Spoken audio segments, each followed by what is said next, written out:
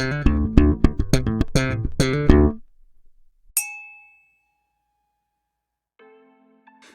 and welcome to another whiskey review with me, the sweaty Whiskey Novice. Yes, it's been kind of warm around here, but you know, you move on, don't you? This time, review number 154. We're still rummaging around in my shelves looking for miscellaneous malts. This time we go to the northernmost distillery in Scotland, a Highland one in Thurso, Wolfburn, and the Wolfburn Northland. That's the one. Bottled at here we go again. I can't think. Bottled at 46%, non-chill filtered, no colour added. This was the inaugural release, I believe, the first release from Wolfburn. Another new distillery, I suppose you would say. In the scheme of things, they're still relatively new. As I said, non-chill filtered, no colour added. I think this comes in around the 40 to 45 pounds mark. And I suppose there's those that would think that's quite expensive. Given that it's non-age statement, it's new distillery, it's probably about 3 to 4 years old, I imagine. It's quite young. You know, it's a lot, that's quite expensive. But the presentation, I suppose, is pulling it up. And these guys are trying to make their money. Let's get in, shall we? Bright, malty, youthful. You can smell the youth on it. That new make spirit is still all there. It's quite intact. The casks haven't had much effect. Back to those casks, what are they? Well, they're ex-peated quarter casks. So 3 to 4 years, quarter casks, yes, you would still expect them to have quite a bit of effect. In this case, the new make spirit is still quite prominent, and it is, as I said, youthful. I always find that there's hints of wallpaper paste, that's what I get, and slightly nutty with things like that.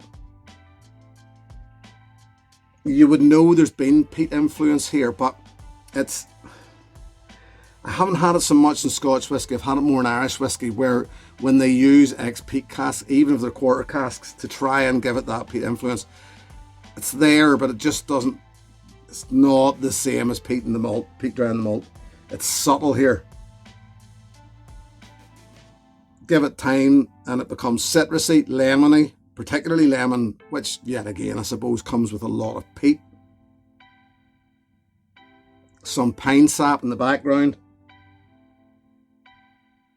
And it also has there's some green notes, and I'm going to suggest gooseberry and green apple, or golden apple even.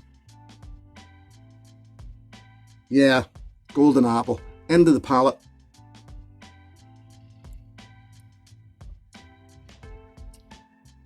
It's a slightly dry, sweet and sour arrival, and even a little bitter, a little.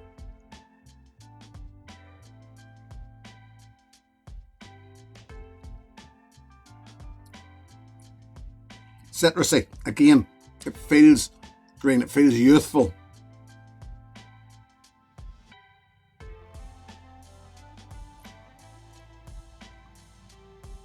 Slightly malty, and this maybe sounds stupid, but it's got that new distillery thing feel about it or something that I don't know how to describe that. Well, there's a bit of quality here. There's quality in the presentation. 46% non-chill filter, no colour added.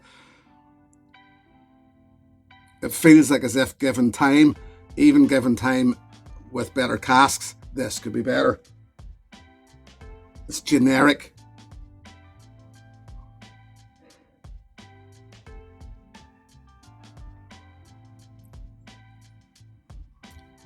And I think when you get into your head what that maturation is and what the youth is, 3 to 4 years, as I said, I reckon ex-peat cask, ex-peat quarter casks, once you get that in there, it sort of screams that's pretty much all you feel in it.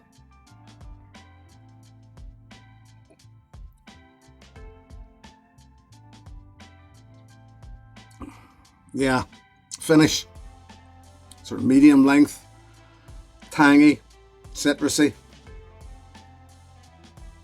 quite pleasant. It's I wouldn't say it's smoky. After time it maybe gets a little smoky, but it would take time. It'd take a lot of time, I think. As I said, it's not unpleasant. And I also mentioned that I just thought it was maybe a little expensive for a new distillery, but yes, they have to try and recoup that money. I know that Wolfburn's a very small distillery.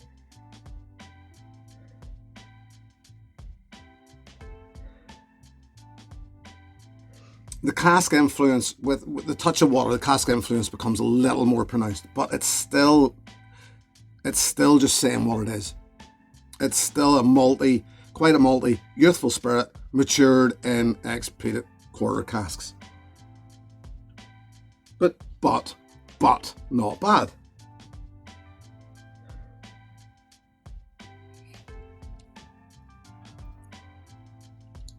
And the same goes for the palate. Sweet, round, inoffensive and tasty.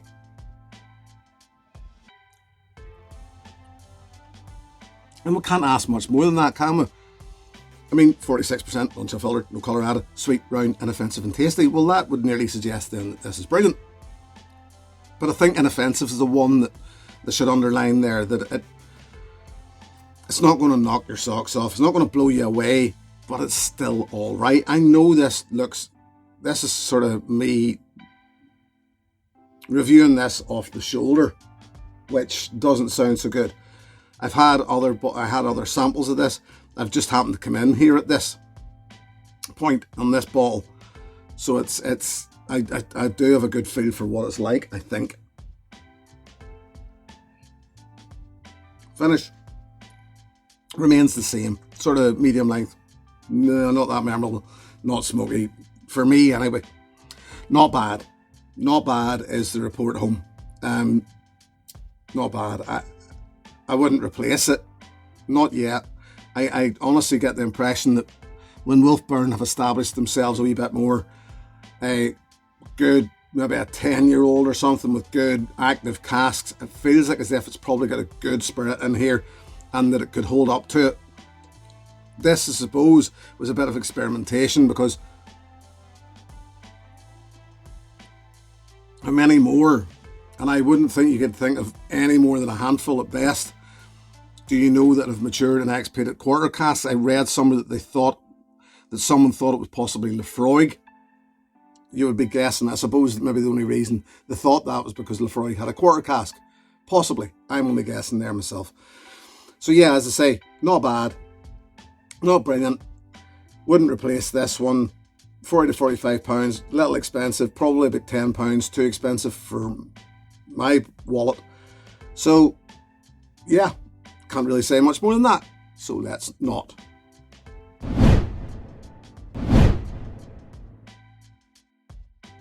So you like this, okay? You bought it, you liked it.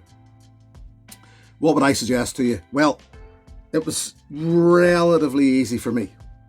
It's this, the Loch Lomond, and I have to look at this because this, the Loch Lomond peated single grain. This, for me, bottled at, well, it is 40%, I believe. The lighting in here doesn't really lend itself, but I think that says 40%. Yeah. But this is dirt cheap. This is really dirt cheap. It's a peated single grain. Now, when Loch Lomond are talking about single grain, in this case, it's actually malt. It's malted barley, but it's run through a coffee still. So the continuous still. So they have to then call it single grain, and it's peated malt.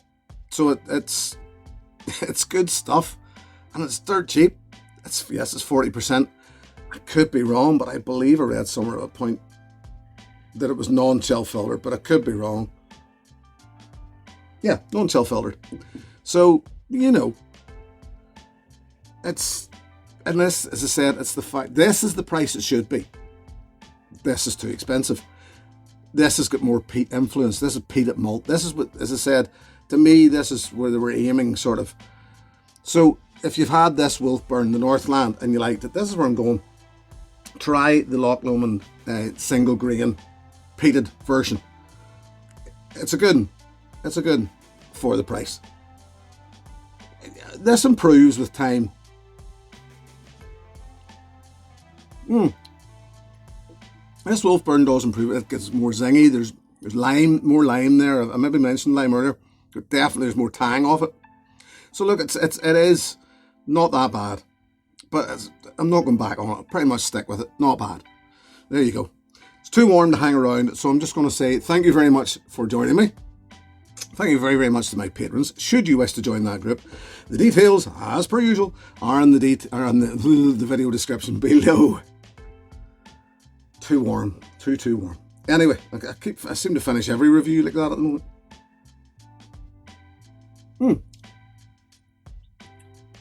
Yeah, not bad. Until the next time, my friends, thank you very much for joining me. Look after yourselves. Here's to your good health. Cheers. Hey, thanks for watching my video. Please click and subscribe to be notified of further content.